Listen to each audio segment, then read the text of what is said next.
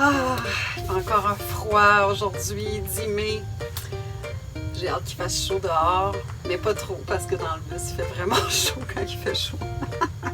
Mais bon, un petit peu plus chaud quand même. Le chauffage se fait aller, là, le diesel, on en utilise.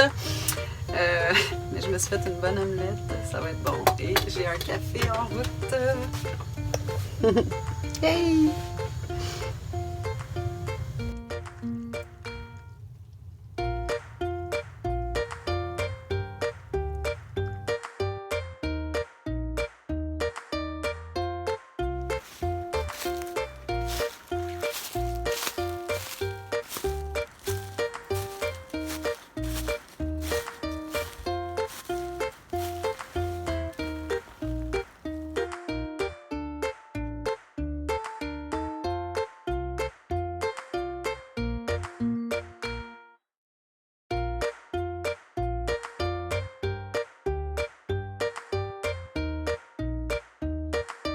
Bon, je pense que je vais vous parler de chauffage parce que malgré qu'on soit le 10 mai, il fait encore froid.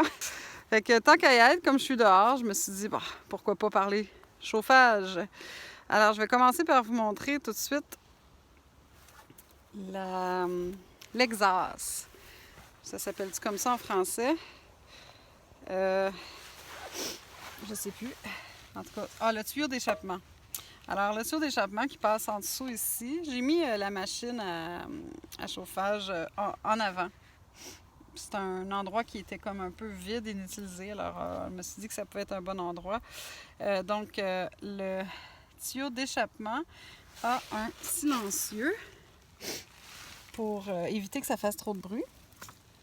Le petit tuyau blanc que vous voyez, c'est l'alimentation en diesel. Et il y a un autre tuyau qui sert de prise d'air, je crois. Alors, c'est ça. Voilà. Donc, le tuyau de diesel, il va en arrière. Je l'ai... Oups!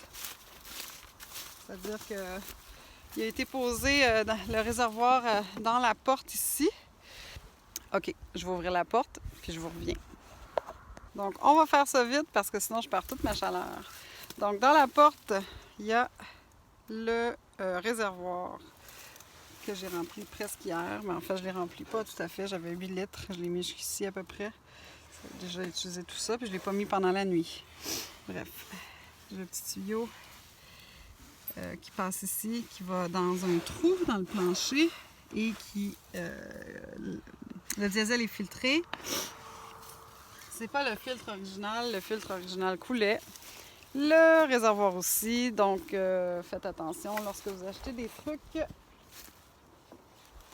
Lorsque vous achetez des trucs en Chine, quand on n'a pas les moyens de payer 1500 $ et plus pour une machine, telle que Webasto ou encore l'autre, c'est Espar, ben, on achète les produits chinois que j'ai acheté moi à l'automne passé.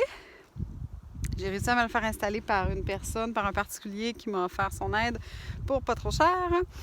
J'aurais aimé ça faire installer le tuyau d'alimentation en diesel directement dans mon réservoir d'autobus, mais ce n'était pas possible parce que parce qu'il n'y a personne qui veut faire ça ici, vu que le produit n'est pas homologué. Et en plus de ça, il semblerait que dans mon cas, ça m'aurait pris des pièces particulières, peut-être qu'il y avait de la rouille, tout ça. C'était pas l'idéal, donc c'est peut-être mieux que le réservoir externe. Finalement, j'haïs pas ça parce que j'aime ça voir ma consommation, voir où j'en suis au niveau de mon diesel. Je vais vous montrer à l'intérieur.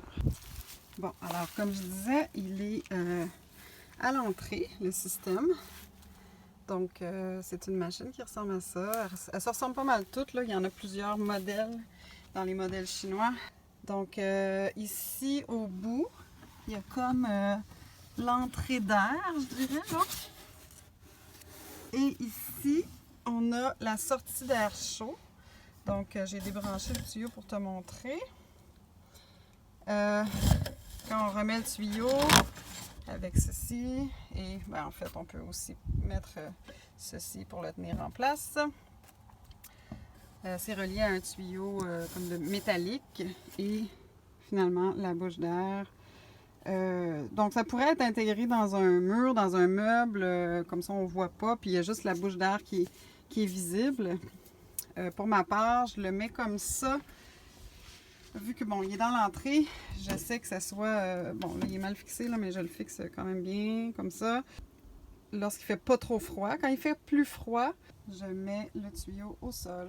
Je le relie avec le tuyau de sécheuse qui fit parfaitement ici. Et voilà, le tuyau de sécheuse se rend de l'autre côté sur mon plancher.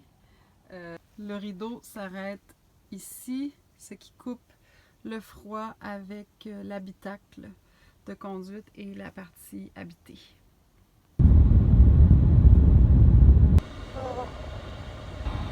Ça fait du bien, la chaleur.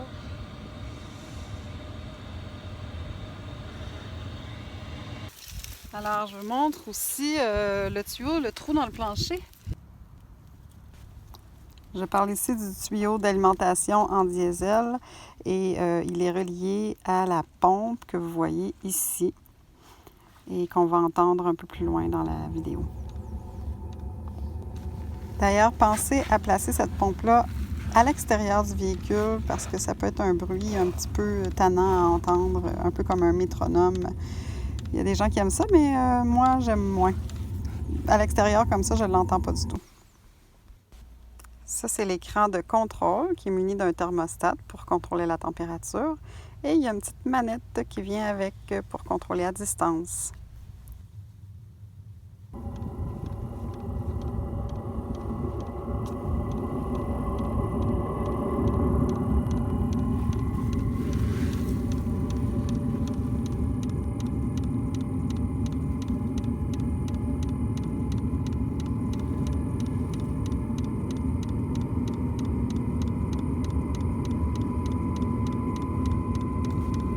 À ce stade-ci, on ressent bien la chaleur produite à l'intérieur.